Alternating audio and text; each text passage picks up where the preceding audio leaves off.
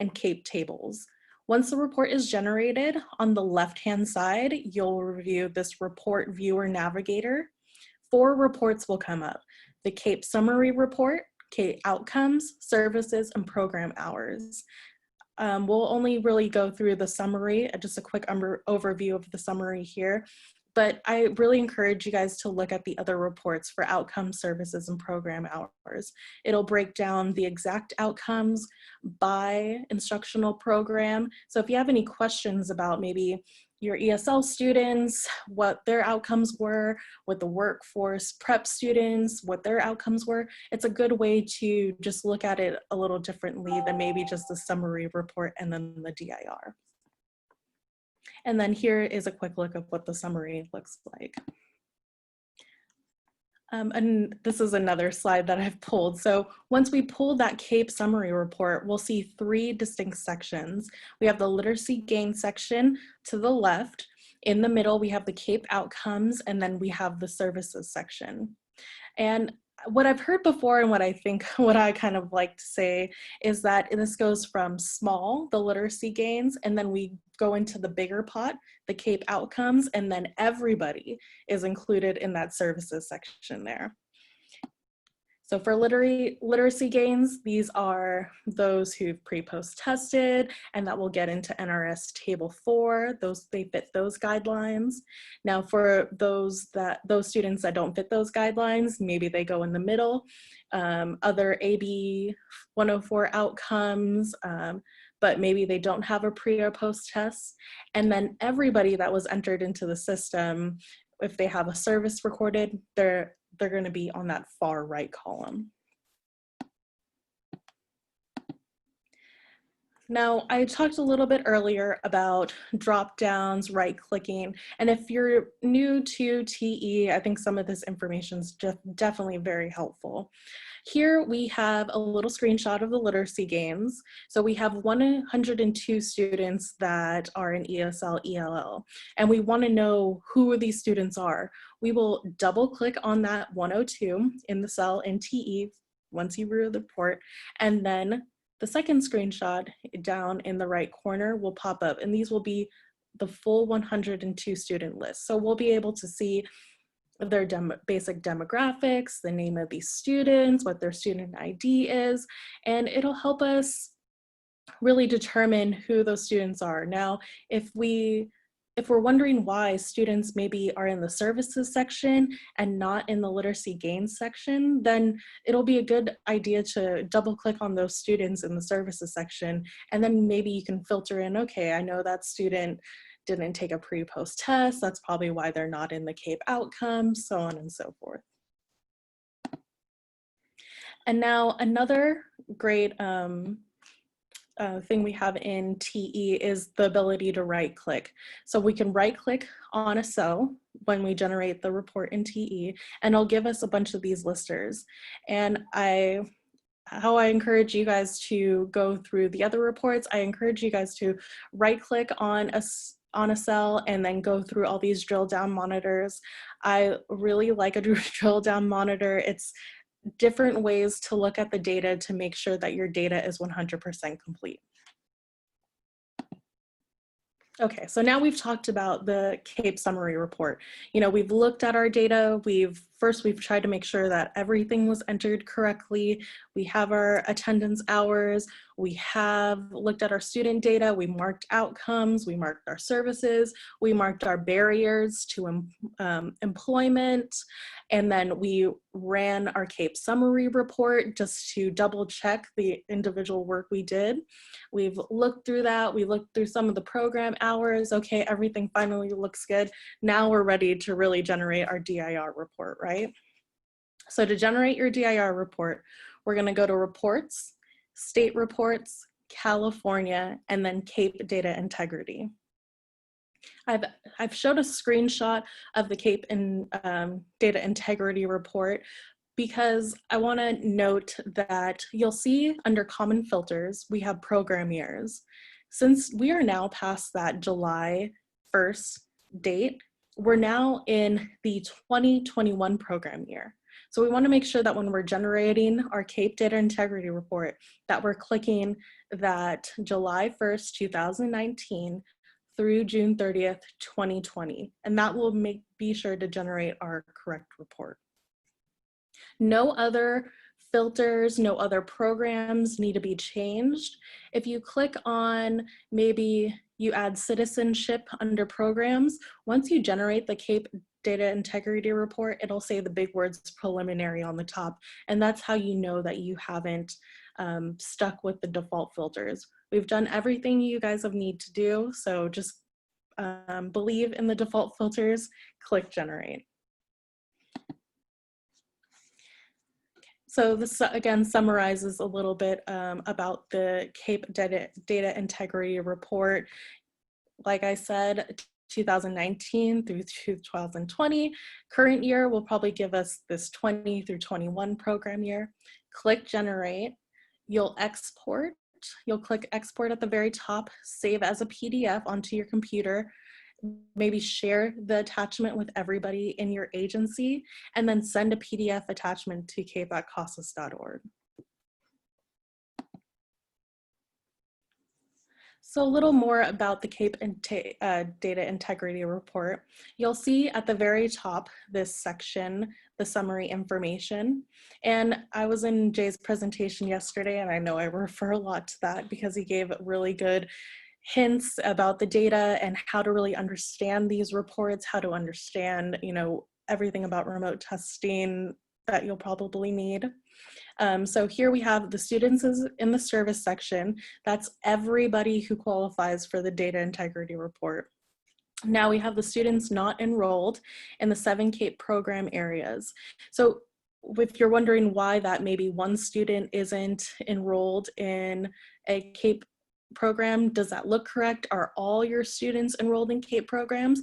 You'll double click on that student, and then you can go in, see what programs they're enrolled in, see what their instructional program is, and be able to dive in and make sure that that's correct.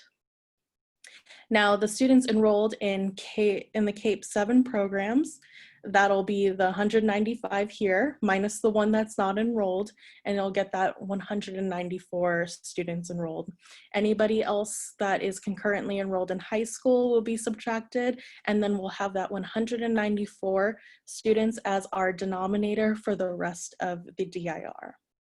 Now I'll take a pause here because I think that this is a lot. Are there any questions, or does everybody still follow me? If I can get some yeses or nos maybe in the chat, just so I know that where everybody's at. Okay, we got one yes. Good info. Okay, thank you, Diana. Okay, great. So now we have our bottom denominator. And this is everything that I just talked about. In summary, everybody will get a copy of this presentation. So like I said, students is in service section, minus those students not enrolled in any of the 7 CAEP programs. Those are going to equal the students enrolled in the 7 CAEP programs. And I included this slide too because some items that may change about the DIR, that if you've ran the DIR in previous quarters, maybe you've been doing this for 3 or 4 years, and some of these items now look so crazy because of everything happened. We understand that maybe students are now getting less than 12 hours of instruction. We all know that there's an issue getting students to come back, right, and post tests. So those numbers may be a little higher. Earning high school diploma, maybe they earned an outcome but didn't apply for CAEP. So I just wanted to include this list too that Jay included because I think it provides great information. Okay, now, so we're totally off the DIR report now. Something I did want to just throw in here, this may not be for everyone. This may be only a couple of you who are attending the session, but there are CAEP Consortium Manager reports. There's one person that is allowed to have access to this high-level reports. This will include everybody in your consortium. You know, you can run the tables. I'm pretty sure you can run the barriers to employment. So if you have this level access, you have the ability to look at all the agencies in your consortium. It doesn't go down into student level, so they don't get that specific of details, but they get the big overview. Okay, so we've solved this now, this how to submit deliverables. I wanted to bring it back again because we've gone through the CAEP DIR, we've gone through the summary, I've given you guys a checklist. So again, what's due is the TE data. You don't have to submit any data. You just have to make sure everything is entered into TE by August 1st. And then we need a PDF copy of the data integrity report that I talked about how to generate. Okay, so now let's say you've already sent us a copy of your CAEP DIR. We've received that. Now, your agency's primary contact will receive an email confirmation. And the email confirmations kind of look like the screenshots here. So you'll receive one for your DIR, you'll receive one for your TE data. It'll have the date, your name. And now if you have any changes to your primary contacts, your main point of contact, any staffing changes, then go ahead and email. You can either email cape@casas.org, I'm on that email so I'll see it, or contact info@casas.org so that we can get that changed, because I know that these confirmations are really important to all agencies. Now I see a comment from Jody. Consortia leads have asked often if the DIR can be accessed with a PDF copy. That way leads can assist agencies with their DIR. Janice, I'm not sure if you have any feedback on that.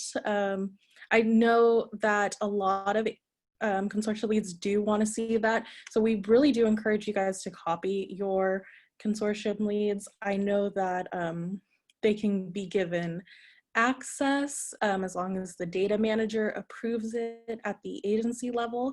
But Janice, is there anything else you wanted to add about that, that ability? Nicole, you're right on the button about a data manager being giving access to different groups.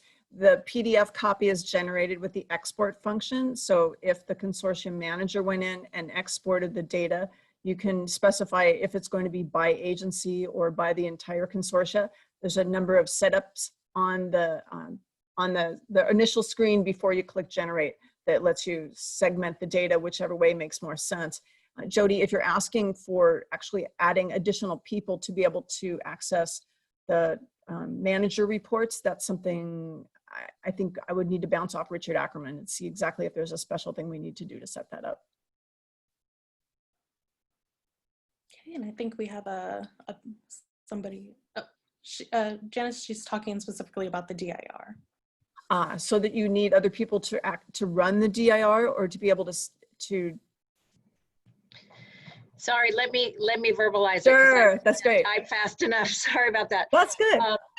So in my consortium, what we're doing now is a lot of times my members will run their reports and then send me a DIR and say, hey, I'm having trouble with this or I'm having trouble with that. What does this tell you? And at this point, we as a member or as a consortium lead, we can't really generate a member's individual DIR. At least you mentioned that we might be able to have access. I haven't been able to, I was unaware of that, but it really makes it difficult when you're working with agencies and they are looking at a DIR and not sure what to look for, not sure what numbers they should be shooting for, et cetera, that if the lead could have, and the issue before was that on a DIR and you can drill down and get student information and that shouldn't be accessible to a lead, but if there was a way we could get access to it, it'd be really helpful. Okay, I understand better now. Let me go back to development and make sure that I'm not misspeaking and there is actually a way for you to do that. Otherwise, I know when up here in Sacramento region, we have monthly data manager meetings, and they all get together and the consortium leads talk, and they bring copies or they email copies of their DIR to talk about. And that might be indicative of what you're describing. And Dana Galloway also, that the consortium leads don't actually have access to it within the data Right. manager reports. Okay, if you could get back to us on that, that'd be great, because that's still kind of a high need area. Right. Thank Okay. you. Sure. Okay. Thank you, Janice. So we have another question. What's the difference between end of year reporting and fourth quarter data submission? So sometimes those things are used interchangeably. So your fourth quarter is the end of year data submission. So those two things could be used interchangeably here. Now, for DIRs, do they need to be resent if they say preliminary at the very top? I highly suggest that agencies go ahead, rerun their DIR so that the correct way, so that it doesn't say preliminary at the top. This can change, by checking some boxes, this can change the data. So you want to make sure that what's being sent to us is exactly what you're seeing, right? You know, maybe you've marked the instructional program incorrectly. So what should be being shown to us, you can kind of catch it that way. So it doesn't necessarily need to be resent, but I highly suggest that you go and rerun the report, and then, yeah, go ahead and resend it to us. We'll be generating the report correctly on our end, but we want to make sure that these two things equal what you guys sent us. So our quarterly reports required for next school year, I think, and maybe Veronica can have some input here, is that there will be a beginning of the year letter coming out. I'm not sure when that will be, but definitely look out for that letter. Yes, Nicole, that is correct. The beginning of the year letter will be out mid-August, and quarterly reports, as I know it today, are still going to be required next school year. Thank you. Okay, so we have a couple more slides to get through. So some important links, and now that we mentioned the beginning of the year letter, I have the beginning of the year letter here for the 1920 program year. Now, I talked a lot about the CAEP data dive that Jay Wright did from CASAS yesterday. There's a link to that presentation. Definitely look, if you weren't able to attend yesterday, I highly encourage everybody to go and look through the PowerPoint, listen through the recording. He gives really good tidbits about data, especially through the COVID times. And then also I'm gonna send this back to Janice, but we talk about regional network meetings because that's something that is available to CAEP agencies, even though that they're non-WIOA. So Janice, do you want to expand on that one? Sure, thanks, Nicole. In California, we have 6 program specialists that are experienced in adult education. They're mostly retired principals, and many have a lot of experience that they can pass on. So we have monthly meetings. Well, now they're webinars because of COVID, but that's a chance for groups to get together, and they're organized kind of in a geographic way. We believe there's going to be a little bit of shuffling around with the new year. I believe that the CDE is going to move a few agencies into different CDE rep areas, which would mean that the CASAS consultants will move too. But what they do every month is they present a slide deck that's approved by CDE, and it covers training topics about accountability or deliverables. And then sometimes there's a guest speaker or some technical tidbits that Jay Wright or myself will throw in there. And really the advantage is getting familiar with other agencies in your area and the creative discussions that invariably come up. So you're all currently CAEP, and it's useful to attend these webinars. We've had a few agencies that were accepted into the WIOA program just this last round of new funding, and a lot of it was because they got to hang out a little bit with the WIOA crowd and learn the vocabulary and understand the deliverables. So for them, the transition won't be nearly as difficult. Thank you. So we had a question. So yes, so like I said, that this beginning of the year letter that's posted on this slide is for the 1920 program year, and that the new letter will be posted sometimes in the next month or so on the CAEP website. for any statewide reports available. Veronica, do you have specific a specific place on the CAEP website that agencies can look at if they're looking for statewide reports? And no, we do not have statewide reports posted on the website. As of right now, they are using Launchboard as the statewide reporting platform. Thank you. And so I think I answered those ones. So I have a couple more slides and we can keep going through. So this is more about CASAS resources. So we have our tech support team available. They're available through email and by phone. Even though we are all working remotely, we're still able to answer some questions. We are a week and a half from the deadline. It gets very, very busy towards that August 1st deadline. So that Friday, Thursday, you'll probably be waiting a little longer than usual. So if you have a question, definitely ask it now before it gets very busy.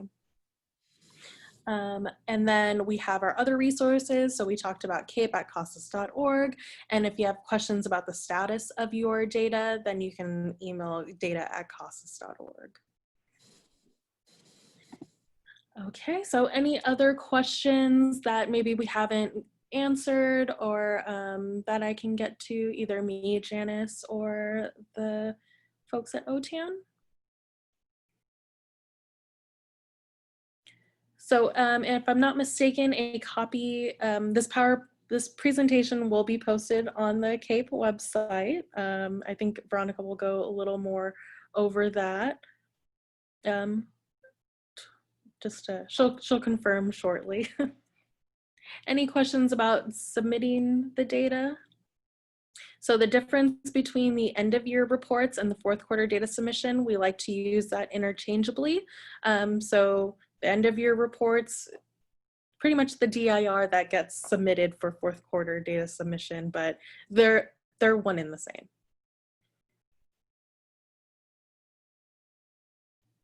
Any other questions about submitting data?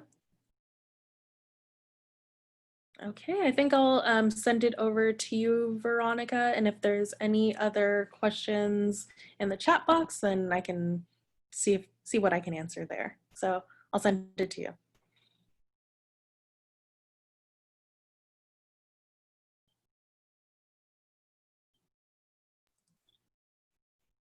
Thank you, Nicole. Sorry, I was having difficulty unmuting for some reason. But yes, thank you all very much for participating in today's webinar. If you have any questions, definitely feel free to continue to ask them. We are ahead of schedule and we have another 29 minutes left in this webinar room. So if you have any questions, definitely feel free to type them in the chat, or I'll turn it back over to Nicole once I am done. I did post a link for the webpage of where the webinar recording as well as the PowerPoint will be uploaded by tomorrow. So definitely feel free to look to access that webpage for the recording and the PowerPoint to share with colleagues or to refer for yourself. You can also contact TAP if you would like it emailed directly to you. I posted a link to the due date. Someone had a question about, our upcoming due dates. Our due dates are always a year out on that webpage, so definitely access that page for the due dates. The due dates will also be outlined in the beginning of year letter, which will be out mid-August, if not early August. We do have the CAEP Data and Accountability webinar on August the 5th, and CAEP leadership as well as CASAS and WestEd will be available on that website, conducting different presentations about what our data and accountability will be looking like for the 2020-2021 program year. So if you haven't registered for that webinar, definitely feel free to register, and I posted the registration link here as well. And additionally, we do have CAEP regional network meetings coming up And those are not data specific, but everyone's more than welcome to attend. So if you haven't registered for those, please feel free to register. You can, register to attend with your region, or you can register to attend with other regions. As Janice mentioned, it's a good practice just to, network with other people and discuss some of the issues, especially as it relates to data that you all are experiencing. Jay Wright of CASAS, as well as Randy Tillery with WestEd and OTAN will be presenting and available during those regional network meetings. Today, CAEP tab did release our call for proposals for the upcoming CAEP Summit, which will take place October 26th through October 29th. If you have a data and accountability practice or, some programming mechanism that you would like to share with the CAEP field, please feel free to submit a proposal to share all of the wonderful practices that are going on throughout the state as it relates to data and accountability. Proposal submissions, the deadline is August 28th. So if you have a proposal you would like to submit, definitely feel free to submit your proposal today. That is all that I have. I will turn it back over to Nicole. I see that there are some questions in the chat. So we have the question, is there any sort of data cleaning that happens on CASAS end prior to submitting the data to CAEP? Overall, not really a lot of cleaning that happens. I mean, there's a lot of definitions for what could be quote unquote cleaned, but we take all the information that we get and then we will either summarize it in some way to CAEP depending on what they're looking for.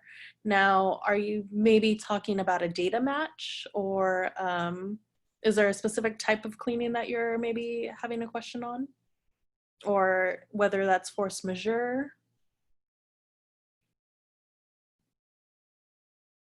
But definitely if it's force majeure, that's something that CASAS will look into at the end of the program year. But we don't remove any records from the database at all. Not from what I'm aware, but yeah. No problem. Any other questions I can help with? Me or myself or Janice here? She is Nicole? Yeah. I thought I saw a question from Sally. I don't know if you've answered it, but it's how do you mark instructional hours? Yes, so I think we'll contact Sally individually so that we can help her with that. That's kind of a 100-point question. Yeah.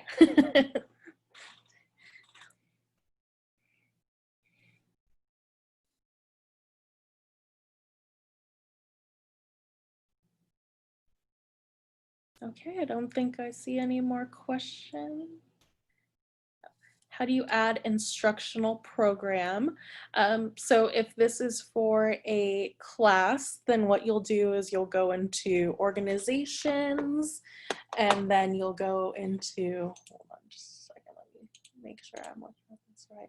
So organization, and then you'll go into, sorry about this, classes, and then class instances. And then you can click on whichever class that you're referring to and then change the instructional program from there. If you're looking for details on how to do that, whether it's a student, we have information on our CASAS website, or you can also email me or Janice individually and we can help you from there, because there may be some specifics that we'll need to ask you to lead you into the right direction. Is there training to transfer data from this year to next year's program if your program is in between fiscal years? Janice, do you want to take that one? I'm still reading. I'm sorry. Could you repeat the question?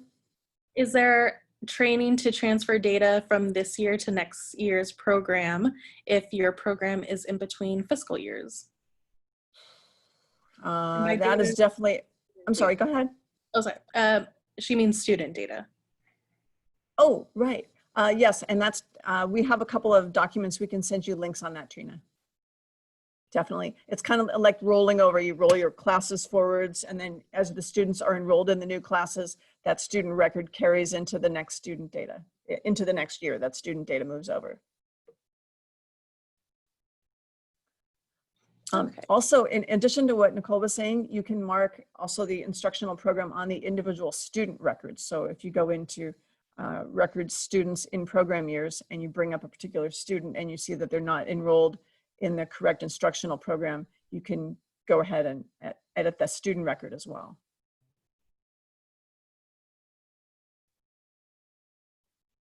Let me ask, is there anyone on this call that's brand new to the CASAS and TE and the accountability world? Question mark? Anybody out there that is brand new? We're talking about adding a few online webinars for TE basics, which just go through what we're talking about right now, which is creating students, moving them around, creating classes, and getting the data to the point where you run the DIR and things work well. We would be glad to offer that. So if you put your, I can see your names are there in the chat box. That'd be great. Or if you want to pop your email in there too. And we always get the question, do you like your webinars in the mornings or the afternoons? Is there a time that works better? And like not Friday afternoons, we get that.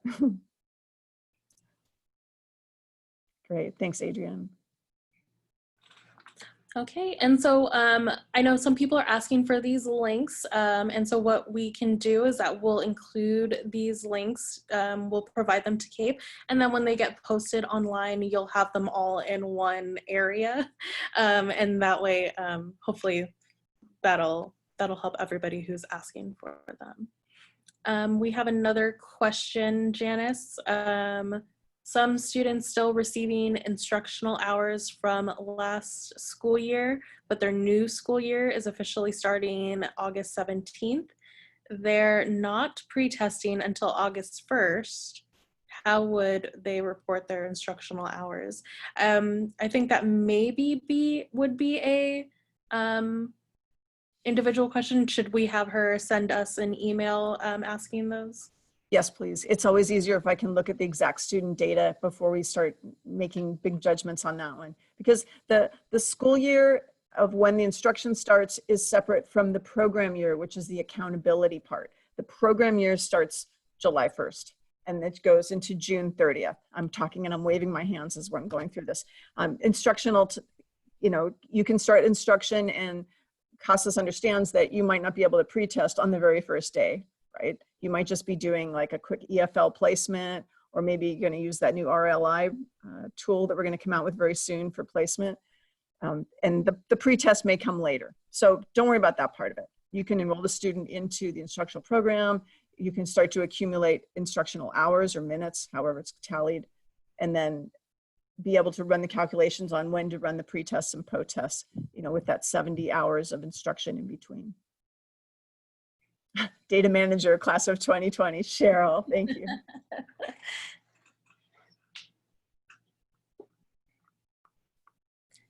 Okay, any other questions we can ask? If it's a specific question that maybe deals with you know, really diving into your data, we may need some time to go back, look at TE. So you can send us an individual email and or an email individually, and we can really dive in a little deeper. Some of this may require some extra research. I'll put my email address here in the chat.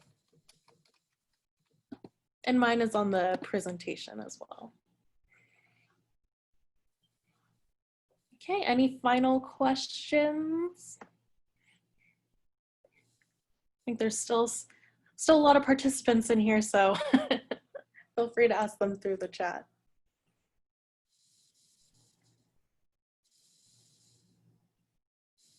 Oh, I had one thought. I just wondered how many of you, is this the second or third CASAS presentation all in one day that you attended the national webinar at 11 and maybe one of Jay's presentations earlier this morning? Yeah. All right, second. Do I have any who got all three? Yeah. It's, there you go, Soledad, 3 in a row. That's part of my question about, you know, if mornings or afternoons are better, so that the program specialists and Nicole and Jay, we can all spread out a little bit more so this doesn't happen. Great.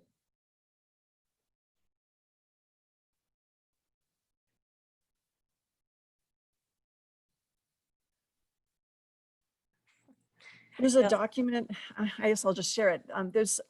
When you go into TOPSpro Enterprise and you go under help release notes, usually there's some single line informationals that come up that talk about, what are the things that have changed, maybe a bug fix or a new feature. And it's introduced with just one line. When I joined CASAS a year ago, the first thing I did is I started writing what I call the annotated release notes. And what I did is I take Richard Ackerman's release notes and then I pop in a whole bunch of screenshots and extra information. And then I bug the developers. I say, how did you, what's the thought behind this? Or what's the algorithm that you're using, like with the auto generate on student IDs, which is a brand new feature that nobody really has been using yet, but it just came out in build 80. So I published these annotated release notes. So if you're interested in receiving those, you want to be on the mailing list for that, you can put your name in the chat and say, yes, annotated release notes, or we sometimes call them the ANR. And they're a joy to put together because I find myself referring to them over and over again when I'm looking for, oh, how do I do that again? It's the things that you've learned the most recently that tend to fall off your memory the first. Great, Trina, thank you, I see that.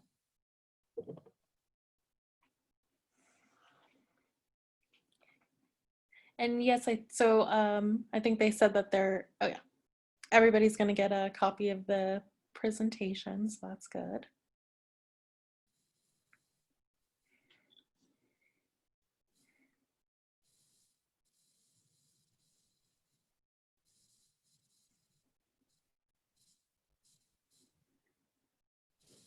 Veronica, I'm going to put you on the spot. There's so many people asking for the annotated release notes. Can I forward it to you and you can send it with the presentation? Say that again. Is there a chance I could send you the annotated release notes to put up there along with it? Yes, absolutely. I can put it with the presentation. Mm-hmm. Thank you.